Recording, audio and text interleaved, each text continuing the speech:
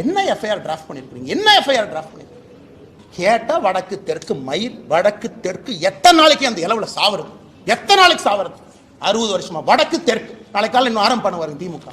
காரி துப்புரமா இருக்கு அரசியல், காரி துப்புரமா இருக்கு. ஒரு வீட்டுக்கு முன்பு நாளை பாரதிய ஜனதா கட்சியின் தொண்டன் காலையில 10 மணிக்கு வெளியே வந்து நிப்பான், தன்னுடைய தாய்க்காக சகோதரிக்காக குரல் கொடுப்பான். இந்த அண்ணாமலை நாளைக்கு என்ன செய்ய போறேன்னு சொல்ற கேட்டு எனக்கு நானே சாட்டை அடி கொடுக்கக்கூடிய நிகழ்வை காலை 10 மணி என்னுடைய வீட்டுக்கு வெளியே நான் நடத்தப்போம். சகோதர சகோதரிகளே, ஒரு துயரமான நேரத்தில் அந்த பத்திரிகையாளர் சந்திப்பில் நாம் அமர்ந்து கொண்டிருக்கின்றோம். சில நேரத்தில் நாம் எதற்காக அரசியலில் இருக்கின்றோம் என்கின்ற கேள்வி நம்ம எல்லோருக்கும் வரும்.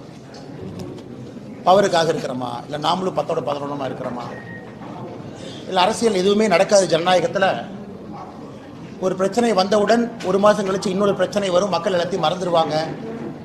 ஆனால் கொஞ்சம் நேரம் பேசாமல் இருங்கண்ணே, சேர்ல உட்காருங்கண்ணே, கொஞ்சம் நேரம் பேசாமல் சேர்ல உட்காருங்க. ஒரு பிரச்சனை வந்தவுடன் 1 மாதம் கழிச்சு அடுத்த பிரச்சனை வரும், இதை மறந்துட்டு அடுத்த பிரச்சனைக்கு போயிடும்.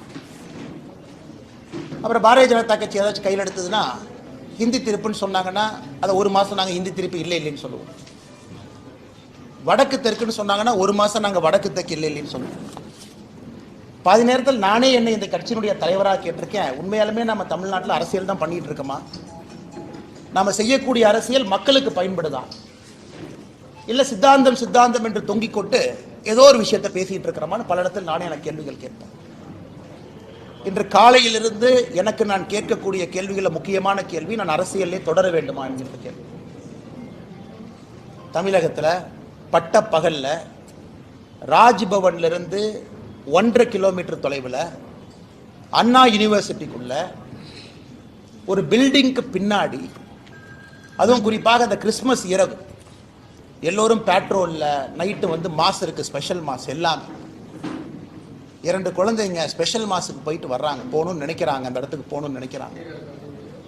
அந்த குழந்தைகளை எந்த அளவுக்கு கொடூரமாக சித்திரவதை செய்து எதற்காக ஒரு பெண்ணாக இந்த பூமியிலே பிறந்தோம் என்று சிந்திக்க வைக்கும் அளவுக்கு ஒரு கொடூரமான செயல் சென்னையில் நடந்திருக்கிறது. அது வழக்கம் போல அது அரசியல் ஆயிடுச்சு. அதனால் பாரதிய ஜனதா கட்சி இதை வன்மையாக கண்டிக்கின்றோம் என்று சொல்வதை விட எங்களுடைய அரசியல் பாதையை தீர்மானிக்க வேண்டிய தருணமாக இந்த நிகழ்வை நான் பார்க்கின்றேன், கருதுகின்றேன்.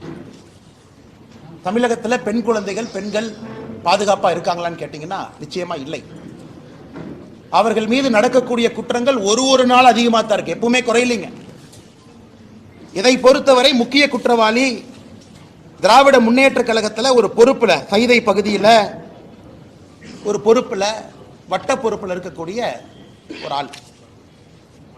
அது ஏதோ முதல் குற்றம் 2வது குற்றம் கிடையாதுங்க. குற்றம் செய்து வெளியே வந்து பல குற்றங்கள் இருக்கக்கூடிய ஒரு ஆள் திமுகவிலே தன்னை இணைத்து கொண்டு இந்த மாதிரி முக்கியமானவங்க பக்கத்தில் ஒரு புகைப்படமோ அவங்க பக்கத்தில் இருப்பது போல முகநூலில் பதிவு செய்வதற்கு ஒரு புகைப்படம் தேவைப்படுது. அந்த கட்சியில் ஒரு பதவி தேவைப்படுது. இது போன்ற அமைச்சர்கள் கூட நின்று ஏதோ போட்டோக்கு போஸ்ட் கொடுத்தாங்க, நாங்கள் என்ன செய்யறோம் திமுக சொல்லிங்க. இவங்க போட்டோக்கெல்லாம் போஸ்ட் கொடுக்கலைங்க. பாருங்க, இவர்கள்லாம் திமுகவினுடைய நிகழ்வில் பங்கெடுக்கக்கூடிய பொறுப்பில் இருக்கக்கூடிய தொண்டர்கள். ஒரு முக்கியமானவர்களுக்கும் சால்வை அணிவிப்பது, திமுகவுடைய முக்கியமான நிகழ்வில் பங்கெடுப்பது.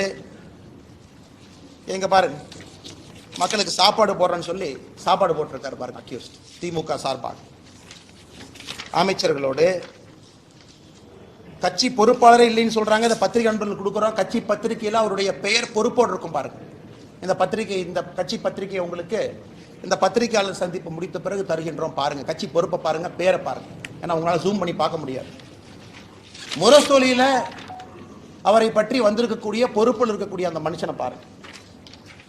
ஆனா இன்னைக்கு நாம் என்ன சொல்றோம்னா, திமுக தான் இருந்தாரா, இல்ல பாரதிய ஜனதா கட்சி வேலை இல்லாம இந்த அண்ணாமலை ஏதோ ஒன்று நேரத்துல இருந்து கிளப்பிட்டு சொல்லிட்டு இருக்காரா? எங்களுடைய குற்றச்சாட்டு அவர் திமுக இருக்கிறது என் குற்றச்சாட்டு இல்லைங்க. ஒரு குற்றவாளி இதே போல ஒரு கொடூர செயலை செய்தவன் திமுகவிலே தன்னை இணைத்துக் கொண்டு அமைச்சர்கள் பக்கத்தில் நின்று அங்க இருக்கக்கூடிய லோக்கல் போலீஸ் ஸ்டேஷனுக்கு நான் திமுக காரன் அப்படிங்கிற புகைப்படம் தேவைப்படுது. அதை வைத்து அந்த போலீஸ் ஸ்டேஷன்ல இருக்கக்கூடிய ரவுடி ரெஜிஸ்டர்ல அந்த பேர் வரக்கூடாது. ரவுடி ரெஜிஸ்டர் பேர்ல இருந்தா 21 நாளைக்கு ஒருக்கா நீங்க போலீஸ் ஸ்டேஷனுக்கு கூப்பிடுவீங்க. என்னப்பா பண்ற, இந்த மாசம் பேங்க் அக்கௌண்ட் எவ்வளவு பணம் வந்துச்சு, ஏன்னா நானும் காவல்துறையில 9 ஆண்டுகள் குப்பை கொட்டி இருக்கின்றேன். பக்கத்து வீட்டுக்காரனை வந்து சாட்சி சொல்ல நீ ஒழுக்கமா இருக்கேன்னு கையெழுத்து போட சொல்லி, இதெல்லாம் ரவுடி ரெஜிஸ்டர் நடக்கக்கூடிய, ரவுடி பெயரில் நடக்கக்கூடிய விஷயங்கள். அதுக்கு போகக்கூடாது என்பதற்காக இந்த புகைப்படம் தேவைப்படுகிறது. அரசியல் அங்கீகாரம், அடையாளம் தேவைப்படுது. அதை வைத்து மறுபடியும் ஒரு குற்றத்தை செய்திருக்கிறான். இதுதான் எங்களுக்கு கோபம். அவன் திமுக இருக்கிறது எங்களுக்கு கோவம் இல்லை. திமுக என்கின்ற கட்சி போர்வை இன்னைக்கு குற்றம் செய்வர்களுக்கு தேவைப்படுகிறது. அங்க இருந்து அப்படியே அமைச்சர் பக்கத்துல போனாவே அந்த லோக்கல் ஸ்டேஷன் ஹவுஸ் ஆபீசருக்கு, கிரைம் கான்ஸ்டபிளுக்கு, இன்டெலிஜென்ஸ் பார்க்கக்கூடிய ஹெட் கான்ஸ்டபிளுக்குலாம் தெரியும், அண்ணே அவன் திமுக இருக்கானே, அந்த பையன் நல்ல பையனே, அமைச்சர் கூடவே சுத்துறானே, அந்த பையன் நம்ம ஸ்டேஷன்ல கூப்பிட்டு ரவுடி பரேட் நடத்தினா நம்மளே வச்சு செஞ்சு தண்ணி இல்லாத காட்டுக்கு மாத்திடுவாங்கண்ணே. திமுக என்கின்ற போர்வை இருந்தனால மட்டும்தான் இந்த அக்யூஸ்ட் அந்த பொண்ணு மேல கை வச்சிருக்கான். இது வெரி சிம்பிள். இது மூளை இருக்கக்கூடிய, ஆறறிவு இருக்கக்கூடிய எந்த மனிதனுக்கும் கூட தெரியும். திமுக கட்சி பொறுப்பு இருக்கு, திமுக அமைச்சர்களோடு இருக்கிறாங்கிற ஒரே காரணத்துக்காக மட்டும்தான் ஸ்டேஷன்ல என்கொயரி பண்ணல. இதே போல ஒரு குற்றத்தை அவன் செய்திருக்கின்றான். அதே குற்றத்தை 2வது முறை செய்திருக்கின்றான். இதுக்கு நீங்க அடிச்சீங்க பாருங்க பெல்டி அமைச்சர்கள்லாம். எஃப்ஐஆர் எப்படி சார் லீக் ஆச்சு? இந்தியா முழுவதுமே crime criminal tracking network system CCTNS எல்லா போலீஸ் ஸ்டேஷனும் இணைக்கப்பட்டிருக்கிறது ஃபைபர் ஆப்டிக் கேபிள்ல. டேட்டா என்ட்ரி பண்ணோடனே மாஸ்டர் சர்வருக்கு போகும். அதுக்கு ஒரு கண்ட்ரோல் ரூமுக்கு ஒரு எஸ்பி இருக்கார், இன்ஸ்பெக்டர் இருக்கார். எப்படி அந்த எஃப்ஐஆர் வெளியே வந்துச்சு? போலீஸ் டிபார்ட்மெண்ட்டை தவிர அந்த எஃப்ஐஆர் யாரு வெளியே விட முடியும்? எல்லாமே இன்டர்நெட் புரோட்டோகால் ப்ரொடெக்டட். அவ்வளவு ஈஸியா ஹேக் பண்ண முடியாத சிஸ்டத்தை. அது ஒரு எஃப்ஐஆரா சார்? ஒரு படிக்காத எழுதுனா கூட ஒழுக்கமா ஒரு எஃப்ஐஆர் எழுதுவோம். அதுல குற்றம் செஞ்சது அந்த பொண்ணா, குற்றம் செஞ்சது இந்த அயோக்கியனானே சந்தேகமா இருக்கு. ஏதோ பொண்ணு குற்றம் செஞ்ச மாதிரி எஃப்ஐஆர் எழுதியிருக்கீங்க. அதையெல்லாம் படிச்சா ரத்தம் கொதிக்குது. நான் என்னுடைய காதலனோடு நான் போனேன், ஒதுக்குப்புறமாக ஒதுங்கி இருந்தேன், என் காதலனுக்கு நான் கிஸ் கொடுத்துக்கிட்டு இருந்தேன். இதெல்லாம் ஒரு எஃப்ஐஆர் சார்? காக்கி சட்டையை போட்டுட்டு அந்த ஸ்டேஷன்ல ஒருத்தவங்க எஃப்ஐஆர் இருக்கீங்களே, வெக்கமா இல்லையா உங்களுக்கு? வெக்கமா இல்லையா? குற்றம் நடந்தது அந்த பெண்ணுக்கு. அந்த எஃப்ஐஆர் படிச்சு அந்த எஃப்ஐஆர் கோர்ட்ல நிக்குமா சார்? ஆனா ஆயிரக்கணக்கில் எஃப்ஐஆர் எழுதி இருக்கு, அல்ல கோர்ட்ல நிக்குமா? அந்த பொண்ணு ஏதோ தன்னுடைய காதலனோடு பிரைவேட்டா ஒரு மொமெண்ட்டை ஸ்பெண்ட் பண்ணதாகவும், கிஸ் கொடுத்துக்கிட்டு இருந்ததாகவும், இவன் புதர் மறைவிலிருந்து வெளியே வந்து புகைப்படத்தை எடுத்து மிரட்டி, என்ன சார் என்ன இதான் ஒரு எஃப்ஐஆர் டிராஃப்டிங்கா? அந்த எஃப்ஐஆர் லீக் பண்ணிருக்கீங்களா சார்? பொண்ணு பேரு, மொபைல் நம்பர், அப்பா பேரு, ஊரு. வெக்க பண்ணு. திமுக யாராவது மரியாதை இருந்தா வெக்க பண்ணியா? நீங்களாம் வெக்கப்படும். பொண்ணு, ஊரு, அப்பா, அந்த என்ன அந்த பொண்ணு குடும்பத்தையே நாசம் பண்ணிட்டீங்க. 7 தலைமுறைக்கு ஒரு அடையாள ஒரு இதை கொடுத்துருக்கீங்களா? கருப்பு புள்ளியை கொடுத்துருக்கீங்களா? மனுஷங்களா நீங்களா? அதுக்கு அமைச்சர் கேள்வி கேட்கிறார். 3 மாசம் தமிழ்நாடு அமைதி பூங்காவா இருந்துச்சாமா, இந்த அண்ணாமலை திரும்பி வந்தானாமா, மறுபடியும் கலவரம் வெடிச்சு. வெக்க பண்ணியா நீங்களா? மினிஸ்டரா இருக்கிறது வெக்கப்பண். இந்த ஒரு கட்சி பொறுப்புல இருக்கிறனால மரியாதையா பேசிட்டு இருக்கு. தேசிய கட்சியினுடைய மாநில தலைவர் இந்த வெங்காய பொறுப்புல இருக்கிறார், அதனால மரியாதையா பேசணும்னு சொல்லி கொடுத்தனால மரியாதை கொடுத்த கூட்டலாம் பேசிட்டு இருக்கு. வீதிக்கு தனி மனிதனா வந்தா வேற மாதிரி இருக்கு. நான் பேசுறது பிரதமர் மோடி அவரை ரிஃப்ளெக்ட் பண்ணுங்கறதுக்காக ரொம்ப அமைதியா நாகரிகமா பேசிட்டு இருக்கு. வெக்கப்படணும். திமுக இருந்தா நான் சொல்லியா? திமுக பொறுப்புல அவன் இருந்தனால தான் போலீஸ் ஸ்டேஷன் அவனை செக் பண்ணல. அவனை போலீஸ் ஸ்டேஷன்ல செக் பண்ணாதனால தான் அவன் தைரியமா வெளியே வந்தான். அவன் தைரியமா வெளியே வந்து அந்த எஃப்ஐஆர் படிச்சா ரத்தம் கொதிக்கிற, நமக்கு ரத்தம் கொதிக்கிற. என்ன எஃப்ஐஆர் டிராஃப்ட் பண்ணிருக்கீங்க? என்ன எஃப்ஐஆர் டிராஃப்ட் பண்ணிருக்கீங்க? கேட்டா தமிழ்நாடு அப்படி இருக்கு, இப்படி இருக்கு. கேட்டா வடக்கு தெற்கு மயில், வடக்கு தெற்கு எத்தனை நாளைக்கு அந்த இளவுல சாவறது? எத்தனை நாளைக்கு சாவறது? 60 வருஷமா வடக்கு தெற்கு. நாளைக்கு காலையில் இன்னும் ஆரம்பம் பண்ணுவாங்க திமுக. டாக்ஸ் கொடுக்கல, மயிர் கொடுக்கல, மட்டை கொடுக்கல. அது உட்காந்து காலங்காத்தால பிரஸ் மீட்ல வேலை இல்லாம நானும் பேசிட்டு இருப்பேன். இவ்வளவு கொடுத்தோம், இவ்வளவு டாக்ஸ் அளந்து கொடுத்தோம், இவ்வளவு அள்ளி கொடுத்தோம். மக்கள் பிரச்சனை யாராச்சும் பேசுறோமா ஐயா? தமிழ்நாடு அரசியல மக்கள் பிரச்சனை பேசுறோமா? காரி துப்புரமா இருக்கு அரசியல், காரி துப்புரமா இருக்கு. அதனால்தான் இதற்கு ஒரு முடிவு கட்ட வேண்டும் என்று முடிவு செய்திருக்கின்றோம். இந்த அரசியல் நீ ஆகாதுங்க, இந்த அரசியல் ஆகாது. ஆனால் மாநில தலைவராக, இந்த கட்சியினுடைய தொண்டனாக நான் ஒரு சங்கல்பம் எடுத்துட்டேன். ஐயோ கட்சினா வந்து ஆர்ப்பாட்டம் பண்ணுவாங்க. எத்தனை ஆர்ப்பாட்டம் பண்றியா? சென்னையில் ஆர்ப்பாட்டம் பண்ண போனா முன்னாள் ஆளுநர் அரெஸ்ட் பண்ணி உள்ள வச்சிருக்கேன், நாயை பிடிக்கிற மாதிரி பிடிச்சு. மாநிலத்தினுடைய துணைத் தலைவர் கருணாகராஜன், எங்களுடைய சகோதரர், எத்தனை டைம் பாரதிய ஜனதா கட்சி எத்தனை டைமே அரெஸ்ட் பண்ணுவீங்க? நாங்க எங்களுக்கு தனியா எங்களுக்கு வீட்டுக்கு ரோடு போடுன்னு ஆர்ப்பாட்டம் பண்றோமா? இல்ல எங்க வீட்டுக்கு தண்ணி சிறுவாணி தண்ணி வரலின்னு ஆர்ப்பாட்டம் பண்றோமா?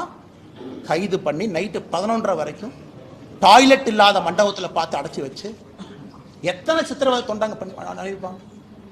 அதனால இன்னி உங்களுக்கு இந்த ஆர்ப்பாட்ட வேலையெல்லாம் இல்லை. இன்னிலிருந்து நாங்கள் வேற மாதிரி தான் உங்களை டீல் பண்ண போறோம். நாங்கள் ஆர்ப்பாட்டம் பண்ண கலெக்டர் ஆஃபீஸ்க்கு வருவோம். எங்க ஆளு எல்லாம் காலங்காலத்தில் 8 மணிக்கு கிளம்பி வருவாங்க. நீங்க அப்படியே ஒரு 1000 போலீஸை போட்டு நாய் பிடிக்கிற மாதிரி 2 பேர்த்த பிடிச்சிட்டு போகலாம். நாளையிலிருந்து ஆர்ப்பாட்டம் அப்படி கிடையாது. ஒரு வீட்டுக்கு வெளியே ஆர்ப்பாட்டம் நடக்கும். நீ 10,000 போலீஸ் இறக்கியா பார்த்துடலாம். நான் ஒரே இடத்துல அப்படியே என் தொண்டனை கூட்டிட்டு வருவேன், லட் அமுத்துற மாதிரி அமுத்திட்டு போயிருவீங்க. நீங்க ஒரு வீட்டுக்கு முன்பு நாளை பாரதிய ஜனதா கட்சியின் தொண்டன் காலையில் 10 மணிக்கு வெளியே வந்து நிற்பான். தன்னுடைய தாய்க்காக சகோதரிக்காக குரல் கொடுப்பான். இந்த அண்ணாமலை நாளைக்கு என்ன செய்ய போறேன்னு சொல்ற கேட்டு எல்லா பலத்தையும் பயன்படுத்திட்டோம், பேசிட்டோம். என்ன உங்க கையில ஊடக பலம் இருக்கு, உங்க கையில சினிமா துறை இருக்கு. ஒரு படத்தை எடுத்து வடக்கு தெற்கு நீ பிரிச்சா வேலை முடிஞ்சு போச்சு. உனக்கு உங்க கையில எல்லா விருது கொடுக்கறதுக்கு பேசுறதுக்கு ஆளுங்க இருக்கிறாங்க. சமூக நீதினு பேசுறதுக்கு 10 பேர் இருக்கா. பாரதிய ஜனதா கட்சினா சமூக நீதி இல்லைன்னு பேசுறதுக்கு 50 பேர் இருக்கா. அதனால் நாளை எனக்கு நானே சாட்டை அடி கொடுக்கக்கூடிய நிகழ்வை காலை 10 மணி என்னுடைய வீட்டுக்கு வெளியே நடத்தப்போம். நான் எனக்கு முருகபெருமானுக்கு சூர சம்ஹார பெருமை இந்த தீவிரம்லாம் அழிக்கணும். நாளை காலை 10 மணிக்கு மாநில தலைவராக என்னுடைய இல்லத்திற்கு வெளியே நான் நின்று சாட்டையால் என்னை 6 முறை நான் அடித்துக் கொள்ள போகிறேன். சாட்டை என்னை அடிச்சுக்க. நாளையிலிருந்து திமுக என்கின்ற கட்சி தமிழகத்தில் ஆட்சியிலிருந்து அகற்றப்படும் வரை நான் செருப்பு போட மாட்டேன். செருப்பு போட மாட்டேன். அந்த அரசியல் நாடு 3 வருஷம் பண்ணி பார்த்துட்டேன். அதுக்கு ஒரு முடிவு வரணும். இன்னைக்கு முடிவு வந்தே ஆகும். சும்மா இத்தனை நாளைக்கு எத்தனையாக்க நானும் வண்டி ஓட்டுறது. வந்தது வேறு, செய்வது வேறு, நடந்து கொண்டிருப்பது. நாளையிலிருந்து திமுக ஆட்சியிலிருந்து அகற்றப்படும் வரை இந்த பத்திரிகையாளர் சந்திப்பு முடிச்சு என் செருப்பை கழட்டுனா நீ ஆட்சியிலிருந்து இறங்குற வரைக்கும் நான் செருப்பு போட மாட்டேன். பார்த்துலாம். நாளையிலிருந்து 48 நாட்கள் நான் விரதம் இருக்க போகிறேன். பிப்ரவரி 2வது வாரம் முடியும். 6 படை வீட்டுக்கு நான் போக போறேன். முருகபெருமான்கிட்ட முறையிட போறேன். எல்லாத்திட்டையும் முறையிட்டாச்சு. நேஷனல் கமிஷன் ஃபார் உமன் முறையிட்டாச்சு. காலகட்டத்தில் வேலையெல்லாம் உட்காந்து லெட்டர் எழுதியிருக்கேன். பாருங்க 3 பேஜ் வேலை. அம்மா வாங்கம்மா, தயவு செஞ்சு பிடிங்கம்மா, இவங்கெல்லாம் வயலேட் பண்ணிட்டாங்கம்மா, செக்ஷனை பாருங்கம்மா. எத்தனை கடிதம் எழுது. ஹியூமன் ரைட்ஸ் கமிஷன் 15 கடிதம் எழுதியாச்சு. நேஷனல் கமிஷன் ஃபார் உமனுக்கு எழுதியாச்சு. வேலையெல்லாம் உட்காந்து எழுதி ட்விட்டரில் போடுறதா வேலை. இன்னி பார்த்துக்கலாம் அரசியல், இன்னி பார்த்துக்கலாம். நாகரிகமான அரசியல். இந்த பவுண்டு பை நீங்க அநாகரிகமா பேசுறீங்கல்ல, சோசியல் மீடியாவில் குடும்பத்தை எடுக்கிறீங்க, என்ன வேணாலும் நீங்க பேசுவீங்க. கேட்டா அப்படியே கட்சி போறவைக்குள்ள ஒளிஞ்சுக்குவீங்க. நாளையிலிருந்து என்னுடைய அரசியலும் அப்படித்தான் இருக்கும். இந்த மாநில தலைவர் கட்டுப்பாடு, இனி ஆரோக்கியமான அரசியல், விவாதம், மரியாதை. அதெல்லாம் எதுக்கு மரியாதை கொடுக்கணும்? எதுக்கு மரியாதை கொடுக்கணும்? பெண்களுக்கு குழந்தைகளுக்கு பாதுகாப்பு இல்லாத ஒரு மாநிலத்தில் எதுக்கு உனக்கு மரியாதை கொடுக்கணும்? எதுக்கு மரியாதை கொடுக்கணும்? அரசியல் கட்சியில் நீ மரியாதை வெங்காயம்லாம் கிடையாது. ஆனா நீங்க வாங்கின இந்த இஷ்யூ பேசுங்க. எத்தனை இஷ்யூங்க தமிழ்நாட்டில் பேசுறது? ஆனா டங்ஸ்டன் இஷ்யூ டெல்லிக்கு போங்கன்னா எத்தனை டைமுங்க போறது?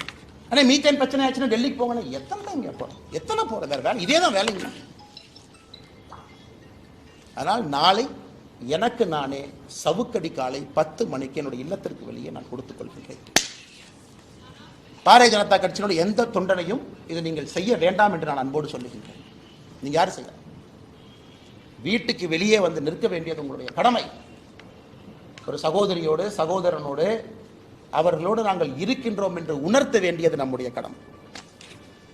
தீய சக்தி அழிக்கப்பட வேண்டும். தமிழகத்தில் அழிக்கணும், வேற வழி இல்லைங்க. வழி இல்லை. படிக்கிறேன் பாருங்க, எத்தனை கேங்ரேப்பியா, எத்தனையா பண்ணுவீங்க, என்னையா பண்ணுவீங்க தெரியாம கேட்கிறேன். 14/8/2024 gang rape of M woman accused யாரு? கவிதாசன். என்ன நடத்தினா? Udhayanidhi Stalin fan club Orathanadu. 2/1/2023 youth wing of DMK sexual assault of woman police constable. லட்சணத்தை பாருங்க, விளங்கி. 22/3/2022 gang rape of 22-year-old woman in Virudhunagar after blackmailing ஒரு வீடியோ. எல்லாம் பாருங்க. கேட்டா கட்சி அப்படி யாருமே இல்லை, எல்லாம் பொய் சொல்றாரு. அண்ணாமலை வந்ததுக்கு அப்புறம் இது வேலை இல்லாமல் செய்யறாரு. ஆனால் பத்திரிகை நண்பர்களே, வேறு வழி எங்களுக்கு இல்லை. மக்களுடைய கவனத்தை ஈர்ப்பதற்கு எங்களுக்கு வழி இல்லை. இது சாமானிய மிடில் கிளாஸ் பையன் கொதிக்கணியா? மிடில் கிளாஸ் ஆள் எந்திரிக்கணும். அவன் எந்திரிக்காமல அரசியல் எந்த மாற்றம் இல்லை. சும்மா அப்படியே பேசிட்டே வண்டி ஓட்ட வேண்டியதான். 1 country 1 election, அது 1 மாசம் ஓட்டு, இது 1 மாசம் ஓட்டு. டங்ஸ்டன் ஒரு 3 மாசம் ஓட்டு, மீத்தேன் ஹைட்ரோ கார்பன் 6 மாசம் ஓட்டு, அவ்வளவுதான். நம்ம எல்லாம் மறந்துடுவோம் எதுக்காக இருக்கிறோம், என்ன வேலை செய்யறோம். ஆனால் மறுபடியும் நான் சொல்வது, நடுத்தர வாழ்வு வாழக்கூடிய நீங்க தயவு செஞ்சு வெளியே வாங்க, பேசுங்க, கேளுங்க, கேள்வி கேளுங்க, ரோட்ல வந்து நில்லுங்க, நாளைக்கு கேளுங்க. லோக்கல் எம்எல்ஏ தெரியும் உங்க ஓட்டு நீங்க போட மாட்டீங்கன்னு தெரியும். இந்த இலவச பணத்தை எல்லாம் எலெக்ஷன் அப்ப தூக்கிட்டு வா, இப்போ எல்லாம் தூக்கி எறிங்க. ஆனால் பத்திரிகை நண்பர்களுக்கு என்னுடைய அன்பான வேண்டுகோள், நீங்கள் அதை கேட்கணுங்க, மீடியால டிபேட் வைக்கணும், விவாத பொருள் வைக்கணும். அன்னைக்கு நாமளும் மனுஷங்க தான், அதே சாப்பாடு சாப்பிடுறோம், 6 அறிவு இருக்கு. நம்ம வீட்டில் நடந்துதான் சும்மா இருப்பாங்களா? கத்தி எடுத்து வெட்ட போக மாட்டோம். விவாத பொருள் பேசவே வர சொல்லு. எதுக்கு அப்படி பண்றீங்கன்னு கேளு. ரிப்பீட் ஆஃபெண்டர் எதுக்கு ரவுடி ஷீட்ல வைக்கலன்னு கேளு. பொறுப்பேற்று கமிஷனர் விலக சொல்லுங்க, குறைந்தபட்ச டெப்டி கமிஷனர் வீட்டுக்கு போச்சு. ஆனால் இதை சொல்ல வேண்டும் என்பதற்காகத்தான் அந்த பத்திரிகையாளர் சந்திப்பேன்.